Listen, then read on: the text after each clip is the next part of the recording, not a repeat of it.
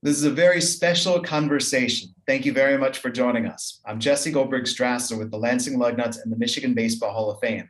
I'm joined by Greg Kiger, who is the Lugnuts Assistant General Manager, Stadium Events and Operations, and Leo Mazzone, the legendary Atlanta Braves pitching coach, and then later the Baltimore Orioles pitching coach, and Steve Avery, who is going to be one of the two members of the class of 2022 for the Michigan Baseball Hall of Fame. And this is going to be such a joy to converse with Steve and Leo. But first, Greg Kiger, I think it's important to introduce how you and Leo first met. Well, you go back and think, and back in 1992, and it seems like yesterday, and I'm not even going to do the math because it's ridiculous, but I was working at the University of Notre Dame. I opened up a Blue Gold Illustrated, and they had done an article. Obviously knew who Leo was and was a Braves fan from watching the Superstation, and was primarily because John Smoltz, being a Michigan kid and getting selected by the Tigers, and who knew back then what he would turn into. But Doyle Alexander gave us a heck of a year, and to see what Smoltz had done since then. But what I had done is sent a letter to, I believe it was Fulton County Stadium back then, Leo, and told him who I was, and that if he's ever back up for a Notre Dame football game, I would love to meet him. And I finished the letter by saying, and you can give us back John Smoltz any can. So spring training broke. They headed to the regular season, and I walked into work with a note on my desk that said, Leo Mazzone of the Atlanta Braves would like you to phone him back. So they're going to have a series up in Chicago at Wrigley Field, and he gave me an opportunity to come up and meet him, and we've been friends ever since. Well, the only reason I was friends with you, Kiger, then is I knew I could get some tickets. That's good. So it's went really well. We visit each other, we converse a lot, and obviously talk a lot of baseball and talk a lot of Irish football. And I've made myself back up into Michigan, and now in my role at the Lansing Lugnuts, and I was in Jesse's ear finding out how the voting was going in the Michigan Baseball Hall of Fame, and again, being a Tigers fan, Frank Tanana is our other inductee, and then hearing that Steve Avery was going to get in, and I was excited for this moment because they both deserve it, and it was a way for me to get Leo involved. Leo was also in the Oakland A's affiliation, and that's how everything started. Well, Leo, let's go to you, and thank you very much for joining us.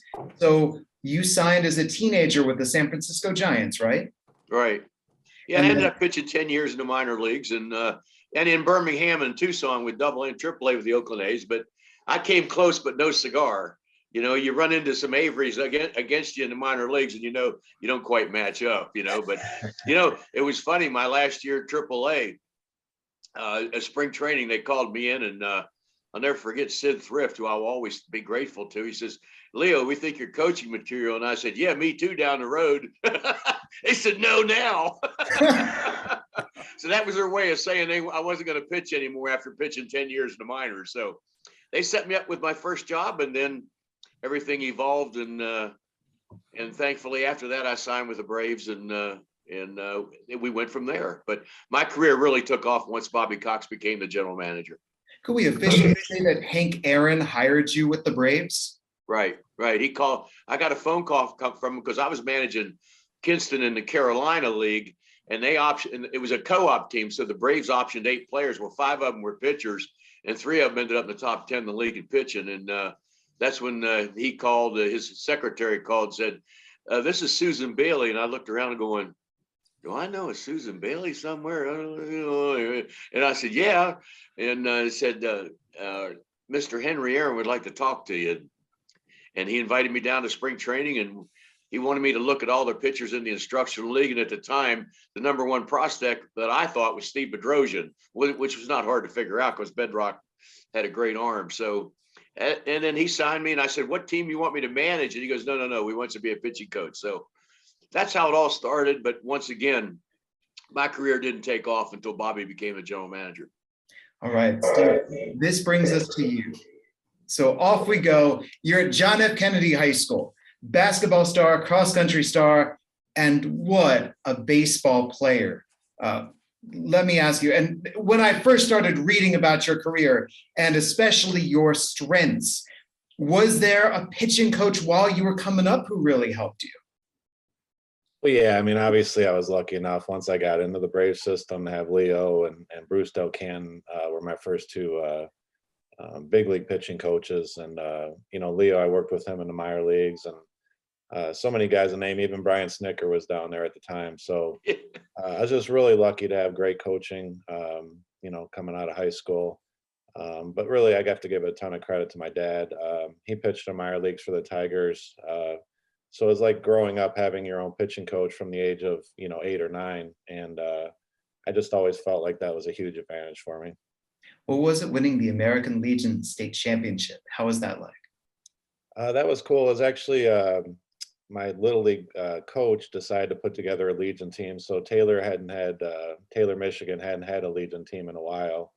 And the first year he made it, I was 16 at the time, and we had a pretty good team, and ended up winning, going to Minnesota and playing there. So that was my first time out of Michigan, I think. So it was pretty exciting trip for us, and a lot of good guys that I still keep in contact with. You've got that scholarship offer from Stanford for you. The Braves take you 3rd overall. Was that a difficult decision to choose Atlanta?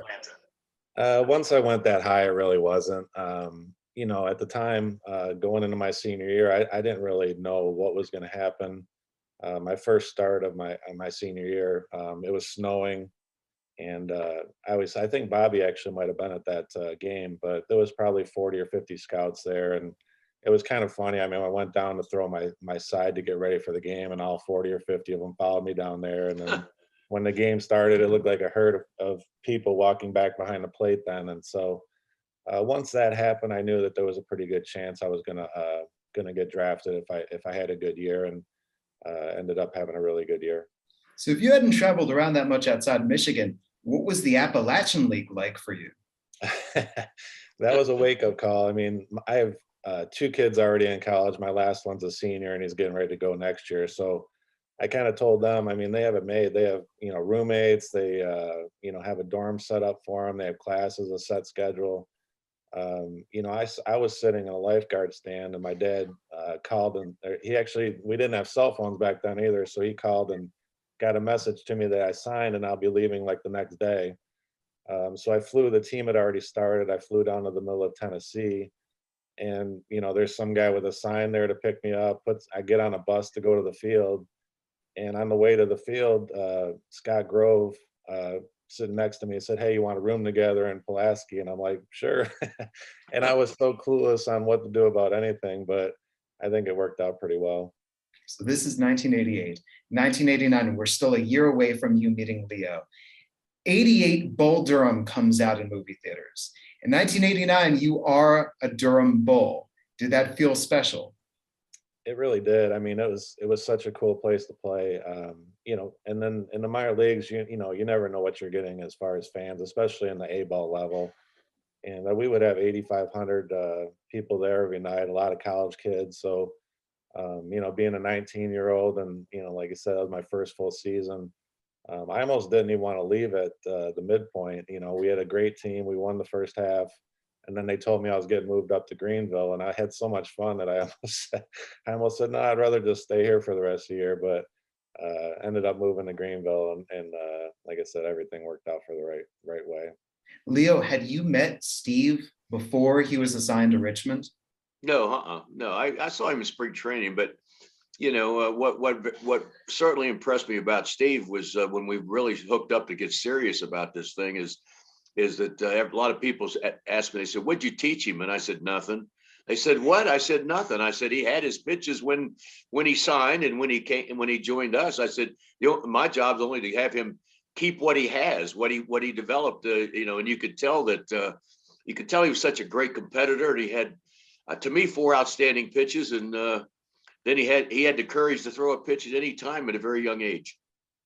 So Steve, there you are. You should play. Well, Leo's kind of downplaying what he does a little bit. He was great at recognizing every pitcher's strengths. What they did well, and if I started to vary from what I did normally, then he was great at noticing that. So he might not have taught me pitches, but he definitely helped me a ton, especially mentally. Leo was our biggest supporter, and that's hard to come by sometimes in the big leagues. I mean, there's a lot of guys that look out for themselves, and but Leo was one of those guys that never turned away and always had your back. Couple of months in, it's now June, and you get called up for your major league debut. You leave Leo behind in Richmond. What is that like getting to the majors? I only left him behind for a couple weeks because he fell. We'll get to that. But it was kind of funny because I really wasn't even pitching all that well at the time. I think I was 5-5 in AAA. So I really didn't expect to get a call at that time. And then when they did make the call, they made me sit on it for a couple of days. They said, "Hey, we're going to pull you out after a couple innings. We need you to just say that you didn't feel right. And we're taking you out of the game early." And then I had to sit in the clubhouse for, I think, a day or two. And then, I didn't get called up till 2 or 3 days after that. So it's tough kind of keeping a secret. They told me not to tell anybody, but I think I might have let it slip a little bit anyway. I think that's understandable. All right, now you're up in the major leagues. And now, Leo, this is the changing of the guard. This is Bobby Cox, the GM, taking over the role of manager and bringing you in. Now, you'd already had that experience in the major leagues, in 1985? That wasn't me. That was just a facsimile. That wasn't me. I was there to keep peace between a manager and a coach. It was the most miserable year I ever spent in my life. So I was out of there after 1 year, and it taught me something very important. It taught me how not to do it. So I hated that year. How soon in 1990, after you arrived back in the major leagues, you were there? 20 seconds. June 22nd, 1990, because I was in Richmond and all the guys were developing. Bobby come in 1986 and said he was turning an offensive-oriented organization into a pitching one.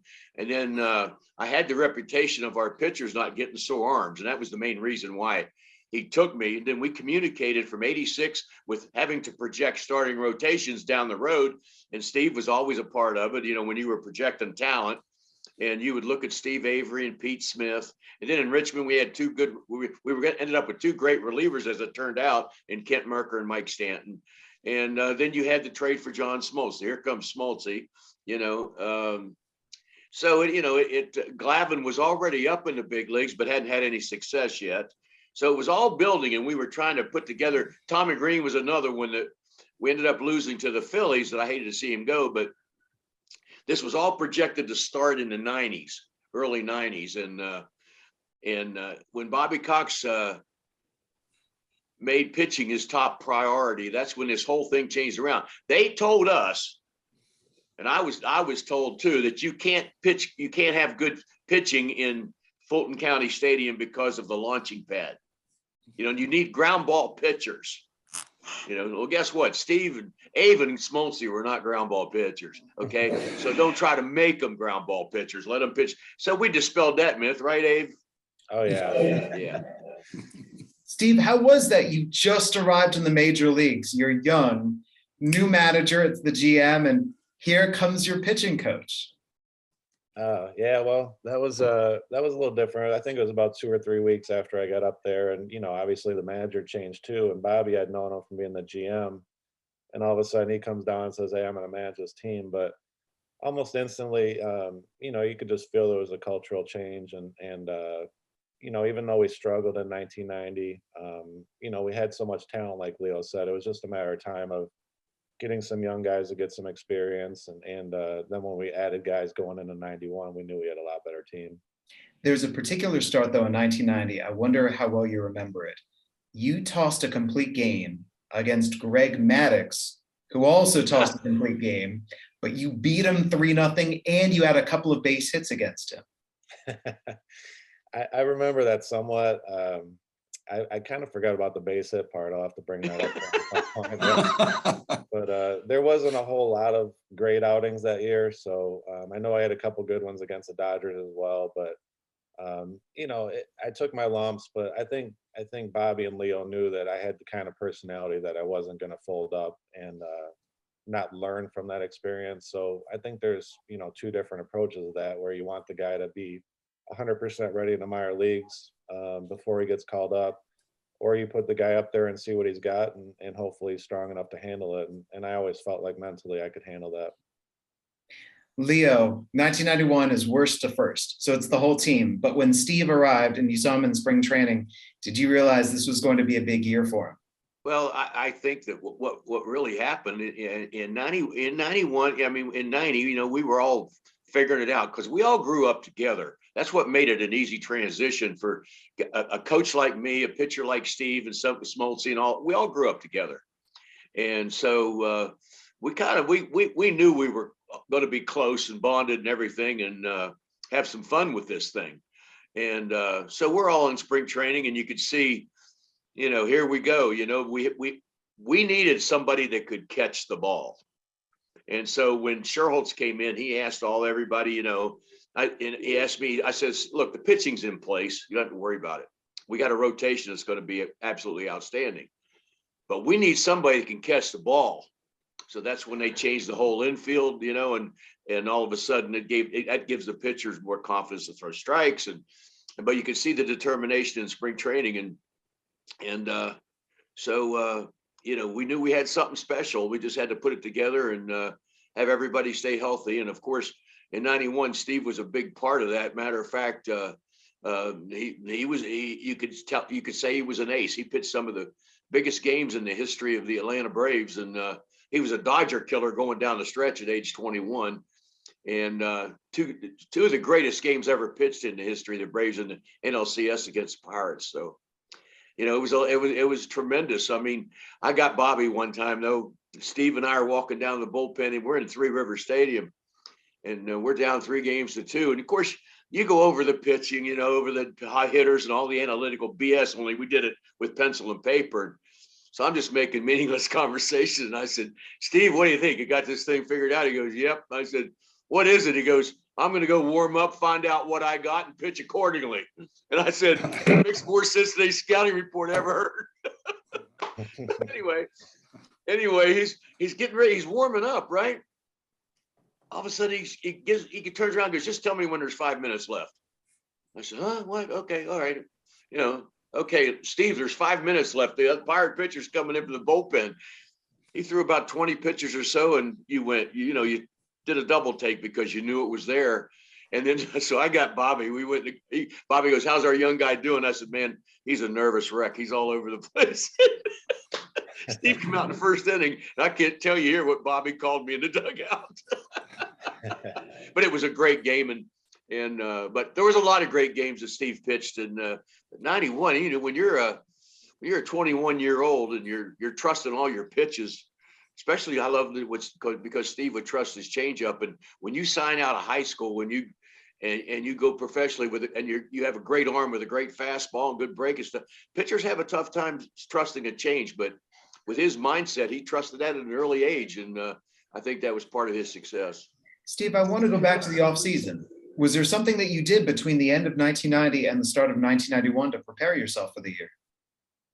No, I don't think so. I just did the same stuff. I just had a better idea of what it felt like to be there. I mean, you're in big stadiums. You're playing 162 games. I mean, you have 30 more in the spring. It's just a really long year, and I think I was better prepared for what was going to come. And then, like Leo said, I mean, Terry Pendleton had a MVP season at the plate, but I think he helped me more at third than any. I threw a lot of breaking balls that guys would get out in front of and pull them down the line. And Jim Presley was there in 1990. Great player, great hitter, but at the time he had a bad back. He had a bad back, so he didn't move all that well. And I gave up a ton of doubles down the third baseline. So I can remember one of my first starts in 91, gave up a hard hit ball down the line, and TP backhands it, throws them out. I'm like, whoa. And I mean, there had to be 20 of those over the course of the season, which people don't realize. If you got a guy on first base, you give up a double down line, that's a run, and another guy in scoring position. So he saved me so many runs just with his glove that, I think it made my stats a lot better that year. Another big thing too, guys, was, Bobby Cox gave them the reins. They said, he said, you guys are the 5 starters and you're going to start every 5th day from the first day to however far it takes us. Just prepare yourself for that. And when you let those starting pitchers know that, and Bobby always took care of them, I always used to say, there's 2 pitching coaches on this staff, guys, me. And they said, who's the other one? The bullpen coach? I said, no, the manager. He's the one that leaves you in or takes you out. So I think that Bobby set the tone for the success for pitchers like Steve that were very young, yet they knew that he had complete confidence in him and would go to war with him. Steve, all throughout this summer, by the way, was your fiance planning your wedding while you're concentrating on baseball? Yeah, well, we didn't have any plans on being in the playoffs. I mean, we lost the most 100 games, and then so we set our wedding date for November 2nd, and figured, all right, the season's over October 1st or October 3rd, so I have a month to get ready. I think we ended up playing till maybe October 29th. Had a parade on Halloween, and then maybe I got home the day before the wedding. So it was definitely a little bit of a difference from what we thought it was going to play out to, but it was definitely worth it. Back to the NLCS. Game 2, you start. 1-0 Braves win, 8 1/3 shutout innings. Game 6, you start. 1-0 Braves win, 8 scoreless innings. What do you remember of those 2 games? Well, Leo kind of said something, about warming up and everything. And I can remember going down there, I threw like 3 or 4 pitches. I'm like, I'm ready. I mean, that's why I told him, just let me know 5 minutes. I'm like, I'm not going to warm up for 20 minutes if I'm already loose. So I probably threw 4 or 5 pitches and I was so amped up that I was ready to go. So that's how that came about. And then, I could just remember just feeling good. I mean, the weather was cold. I mean, I was used to that in Michigan. I knew that hitters didn't want to, face me when it was cold. I threw a lot of balls that cut in on their hands. Hitting with wood when it's 35, 40 degrees is not fun. So I just really always tried to attack hitters, go after them, and the conditions kind of set up right for me. National League Championship Series MVP. Do you have that award somewhere prized? I do. It's down in my basement. I got a little, souvenir section, I guess, but I wish I would have collected more stuff when I was playing, but toward the end of my career, I kind of realized that it'd be kind of a cool thing for my kids. So I have some stuff down there, and not quite like Leo's collection behind them, but it's pretty decent. So now you know not to make plans in October because you're going back. And 1992, you go right back to the World Series. And again, things don't end well. We'll get to 1995 in just a second. But 92, there's the joy of it. And the pitching staff remains top notch. Leo, what are your memories of 92? Well, in 92, we were, pretty much in first place all year, and it was, Toronto was a good ball club. I mean, of course, 92, of course, we beat the Pirates with the Sid slid and all that stuff. But, we lost our closer when we were in Toronto in 92. I think we had the back end of Jeff Reardon's career trying to help us close out, and he wasn't very effective at all at that particular time. Before that, he was one of the greatest relievers of, in the history of the game. But he was on the back end of his career, and we didn't have nobody to close nothing out, and that's why we got beat. Steve, about relief, I think that in your rookie year, you pitched 1 game out of the pen. You finished a game. And then I think besides that, you hadn't pitched in relief except for the Sid Slid game, right? You pitched in relief in game 7 of the NLCS. You came out of the pen. Yeah, I think I came in with the bases loaded to face Van Slyke, and I think the 7th inning, and got him to fly out. I think it might have been first pitch even. But then in the 8th, I came out, pitched the 8th, had a great break. David Justice made a great throw to the plate to keep the game at 2-0. If it's 3-0, who knows what happens. But I gave up a little cheap hit down the first baseline, and David grabbed in the corner and threw a guy out the plate. And that kind of got our momentum going, I think, a little bit. And that was still one of the greatest scenes I've ever seen on a baseball field. I always tell people if Sid would have been out at the plate, we would have looked like idiots because we were all basically standing there waiting for him to get home. Hey, run on the Gold Glover in left field. Barry Bonds gets it, send him right around. You're taking on the Pirates team. You beat them in 91. You beat them in 92. Leo and Steve, the Pirates were loaded. They're one of the great teams, and yet they couldn't make the World Series because of you. No, the Pirates were. What matter of fact, they were the favorites in both series, and they had a great lineup, and of course, Bonds and Andy Van Slyke and the whole crew. I mean, they just were strong from top to bottom. We actually thought that when Belinda was in the game, that Cabrera got the base hit. Bobby and I thought, we kept looking for Wakefield to warm up, being a knuckleball pitcher and beating us twice in that series. Bobby says, we're going to see Wakefield, aren't we? I said, yeah, Bob. I said, I don't see him warming up. Then we saw Belinda, and then with Cabrera at the plate, he never played much that year, but son of a gun could flat out hit. He could hit a fastball, and he did it in the minors a lot. He did it sometimes in the big leagues, and so when Belinda got behind an account, sure you get the base hit, and Bonds had a lot of hang time on that throw to home plate, and we needed it because Sid was running. Steve, I'm sorry to go so slow through these years. It's such a joy to go back through them. We've arrived at your All-Star season. It's 1993. Greg Maddux has just joined the Atlanta Braves. Am I wrong in saying that 1993 was your best overall individual major league season?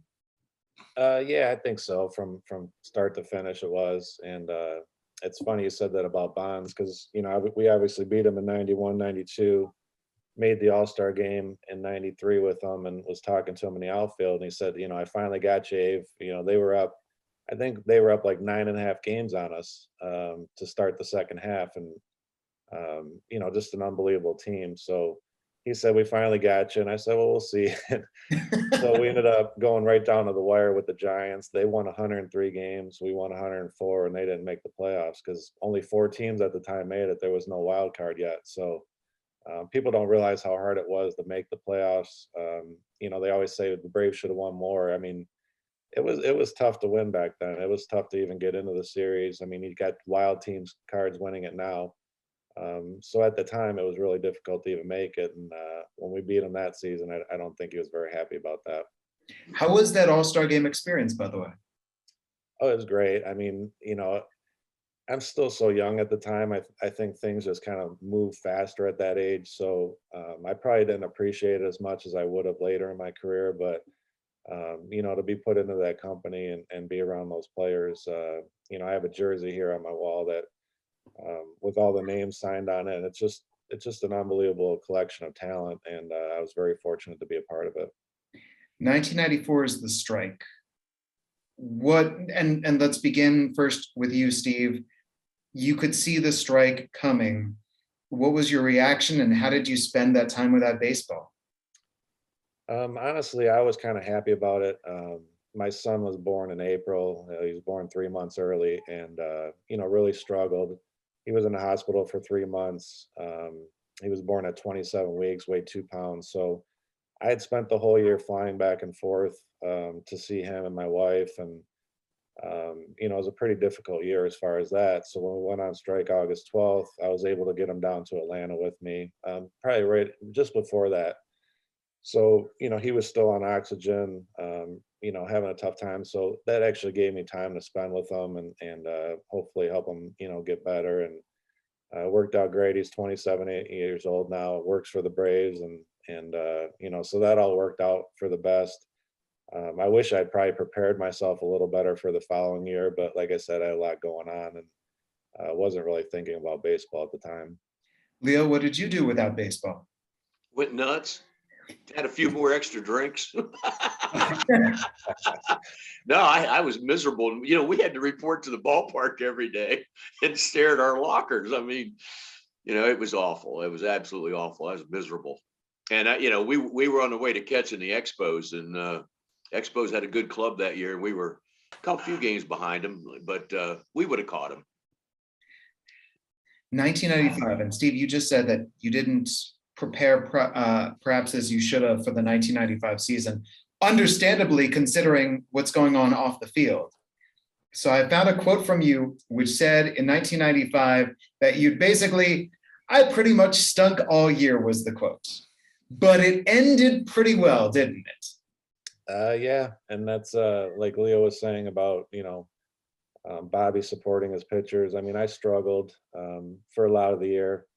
Um, but when it comes to the playoffs and I threw well in the NLCS, got a chance to throw there. I might not have if we weren't up 3-0, but got a chance to start that game 4 against Cincinnati. And then when we get to the World Series, um, after game 2, coming off the field for BP, Bobby just put his arm on my shoulder and said, "Hey, you got the ball game 4." And I said, "Cool." Won the dugout, and that was about it. But it just showed what kind of confidence he had in somebody that maybe had not pitched their best all year. But he knew that I was going to go out there and at least give us a chance to win. And I think that was a big show of support that I'll never forget from Bobby. This how that scenario went down too was, we had Ave, and he says, "Leo, what do you think?" He says, I think I want to start Avery in game 3. I said, "Well, that's fine." I mean, he goes, "You know why?" And I said, "Well, why? I mean, because you think he can beat him, that's why." He goes, "No," he said, "I want to reward him for all the great games he's pitched for us over the career." And he said, "He's always been something special in the playoffs." He said, "I don't care about the regulars, what he did this year in the regular season." So how are you going to argue about that? Then, and then he says, "Then we got, if we do that, then we got Maddox and Glavine on normal rest." And so Steve went out and pitched, I think 6 good innings or whatever. But it was funny in that game, Steve came out throwing a lot of changeups, And I said, "Hey, Steve," I said, "don't forget now." I said, changing speeds is pushing the throttle too, not just pulling it. He looked at me and go, "Leo, they can't hit that pitch." And I said, "Okay." A couple weeks later, I said, "Steve, don't forget now." I said, but you got to push the throttle. He goes, "I'm telling you, they can't hit that pitch." So I looked at him and said, "You know what I'd do if I were you?" He goes, "What?" I said, "I keep throwing it." Go ahead and throw it. That's good coaching right there. And Leo's not kidding. That's an actual conversation. That's our conversation in the dugout of a World Series game. So, but that team, if you look at that lineup, that's got to be one of the best lineups I've ever seen. So they were ultra aggressive. Fastballs they're pulling over their dugout. So, I start throwing changeups and they're making weak ground balls, pop ups. So hey, you got to stick with what works, right? Absolutely. The analytical people now, Abe, would say that's not correct. Right. Steve, I wonder, because it's so great hearing Leo's stories of the conversations with you, the mound conversations. Was there a mound conversation with Leo that really stands out to you? You already know this one, right? Are you setting me up? I didn't say nothing, Steve. I promise. Okay, so there's a ton of pictures on the internet of Leo right in my face. Actually in my chin because he's kind of a little bit shorter. But we're out in Colorado, and I think I hit the first guy of the game.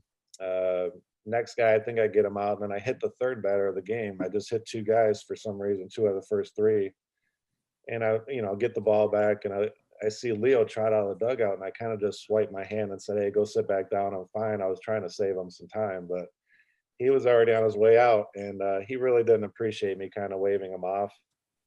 So by the time he got to the mound, he had a little anger built up, and he let me have it pretty good. And I could still hear. I mean, just going off on me. But I went in after the inning. I apologized to him. I mean, it's definitely something I didn't make a habit of trying to blow him off. But I was just trying to let him know I was okay without coming all the way out there. Bobby went way back and he goes, "What the hell's going on out there?" I said, "Oh, nothing. He's fine."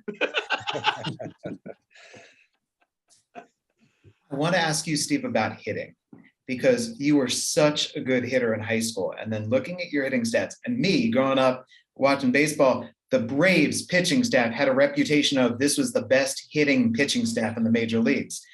You got better. Your stats at least got better and better every single year as a hitter. So at the end there, you were popping a couple of home runs each year. How much work did you put in the cage? We actually put a ton in. I mean, we had Jimmy Williams was willing to throw to us any day we wanted. He would throw extra. We hit on the field every day. We actually had a lot of competitions. The starting pitchers against the relievers. We would go out there early, and it was basically a home run derby. But just getting in there and swinging every day helped. And then obviously bunting pretty much daily. So we spent a lot of time at it. But I mean, in the end, I wasn't a great hitter just because you're facing the best of the best. I mean, when you're only getting out there once every 5 days, it makes it a little bit tough to be real consistent at the plate. But I felt like our team had an advantage over other teams because we put so much time and effort into it. Here are the rough times in your career, and it seems to me it was heavily injury plagued. From Atlanta off to Boston, 97, 98, then to the Reds, but I saw there was a torn labrum. You went back to the Atlanta Braves, spring training, and pitched in the minors with the Braves in 2000, and then came back spring training in 2001. Was that just an annual fight against your body? Yeah, it was a variety of things. I mean, I had a rib cage, a pulled lat. I had a groin injury, and then it kind of leaked into my shoulder. And it's one of those things. I mean, pitching's not the most natural movement for a person to make, at any age. So it just wore on my arm, and the biggest thing was I just lost my fastball. So then all of my other pitches weren't quite as effective. So it wasn't so much about pain late in my career, it's just not being quite as effective. Sorry to ask you about this. It's one of the worst teams in baseball history. You came back with your hometown Tigers. So you got to pitch at the very least not too far away from home and with Alan Trammell as your manager. But how was 2003 in the bullpen? It was great. I mean, obviously, like you said, Trammell's the manager, Gibson's the bench coach, Lance Parrish is the bullpen coach. So these are all guys I grew up watching. Had a lot of respect for them, and they lived up to everything when I met them too. I mean, just great people. Frank Tanana, I played golf with him, during the summer. So to be able to go into the Hall of Fame in Michigan with him is really cool for me as well. I watched him in '84. um, you know, so all those guys had a big place in my childhood. I let them know it. I mean, that they're a lot older than me, and I enjoyed watching them. But I always tell people the Tigers that year, we tried to set a record for most losses in a season in MLB history, but I went 2-0 that year and batted 1,000. So that's pretty much my go-to line for when people tell us how terrible we were that year. That's right. You were 1 for 1. Let me ask you each about the Atlanta Braves. Just this. In 1995, you led the Atlanta Braves to the World Championship. That was their last World Series title until this past year. For each of you, and let me start with you, Steve. How is that watching the Braves reach the pinnacle again? It was so great. I mean, like I said, my son's down there now, working for him, so he was excited. And just the way they went about it. I mean, when I went down there. My youngest son played in a tournament down there, so I took everyone to the game, and one saw a game maybe in like June or July, and I think they were 500 or less at the time. And I'm like, man, this team's not going anywhere. So, it'd be a good game to see. There shouldn't be a ton of people there. And then all of a sudden they started getting hot, I think toward, July, maybe in the beginning of August. And, and then Alex Anthopoulos making the moves he did to pick up some injuries. When Acuna went down, I mean, everyone thought they were done. So, I think he really showed that he's probably the best GM in baseball. And the way the players rallied around each other kind of reminded me a lot when the times I was there. Leo, with you, you're a Braves Hall of Famer, but that was supposed to be in 2020. So then they had to push it back and not in 2021. So they're going to celebrate the world champions and they'll celebrate you this year. Absolutely. July 30th, I think, alumni weekend. So it'd be a great honor to go into the Braves Hall of Fame. And but you have to have, I've never seen a coach anywhere that was very good unless he had great talent to work with. So I was very fortunate to have the pitchers that I had in my career. And then I was very fortunate to have Bobby Cox as the manager. And then you got Chipper Jones, the Hall of Famer, and you got, all the Hall of Famers and everything. But, I was happy to see the Braves win this year. I think the game has changed. I'm not a fan of how pitching staffs are handled now, especially with starting rotations are concerned and taking guys out with no hitters or 5 innings of shutout baseball. But hey, they won, and that's the bottom line. And in today's game, that's what's happening. And I don't have to like it, but that's the way it is. Quick question for you, Leo, about Bobby Cox. I read back when you were a manager that you had a great way of getting after umpires. He holds the career record for most ejections. So in your primes, who could get after an umpire better, you or Bobby? Oh, Bobby by I was just in the minor leagues in the A ball, acting like an idiot, But Bobby had plans behind it. It was always about strike zones. Matter of fact, I just spent 4 hours with him yesterday down at his house. He's hanging in there. And but no, Ave and those guys, they would, especially Maddox, and they would get him thrown out. I mean, you could, and Ave can tell you the stories probably better than me. Bobby would go ask somebody what the strike zone like, and Glavin would say, "Oh, he's okay," and then Maddox would go, "He's terrible." So as soon as he would say he's terrible, the guys would go to Maddox and say, you just got him. He's getting thrown out the next inning, right? It was all a setup job, a lot of, but most of the time it was over balls and strikes. Guys would come in and say, "Could you tell Coach Cox not to holler at the umpire in the first inning?" He says, I'm trying to get him on my side." But it was a lot of fun with it. And, Bobby got thrown out a lot, but everybody loved him. The umpires loved him. But he was a firm believer in, if you just let him be mediocre and don't say anything, and they're going to like you. But they knew if they weren't doing their job right, they were going to hear from him. So, but he was always taking up for guys. And most of the time, and Ave can attest to this, it was strike zones for pitchers. Steve, how many times did you get Bobby thrown out? You know what? I was low on that list. There might have been one or two, but I can remember Smoltzy. I mean, you'd watch Smoltzy pitch, and if there was a close one, he would look into the dugout at Bobby, and then the next thing you know, Bobby's gone. So Smoltzy's like, "Yeah, all I got to do is tell Bobby that one's close," and next thing you know, Bobby's out there getting tossed. So I think he was the one that used Bobby's intensity the most. Let me ask you, Steve, how do you think about baseball and how it's being played right now with pitching and everything else? It would have drove me crazy. I mean, Leo knew when he gave me the ball, don't even look at me unless I'm, getting beat up or my arm falls off. So, we were just used to going 7, 8, 9 innings. So it's kind of funny. Like I'll get texts from Leo the whole playoffs, guy comes out after 4 innings and 55 pitches and they pull him, and Leo, I can expect to get a text from him just like, what are these guys doing? So I think it would have been tough as a pitcher to know that you're constantly looking over your shoulder. I kind of liked getting the ball and realizing that if I pitched well, my team was going to win. If I didn't, we weren't. So but baseball's set up different now.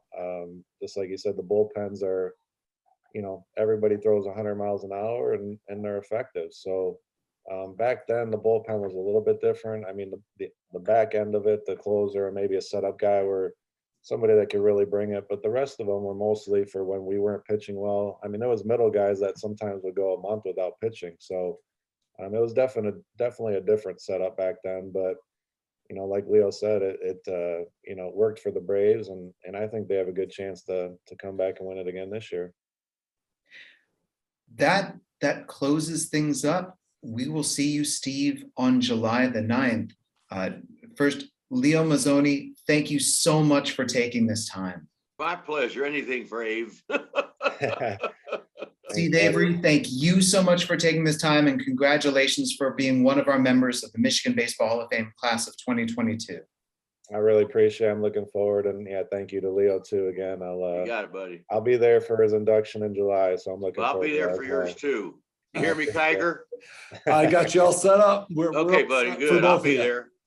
Greg Kiger, thank you for putting this together. Absolutely. I appreciate it. Can't wait for July to roll around, and it's more for this, but I'm looking forward to July weather for sure. This is ridiculous right now. Michigan Baseball Hall of Fame, July. Thank you. I'm Jesse Goldberg Strassler until that Hall of Fame ceremony at Jackson Field on July the 9th.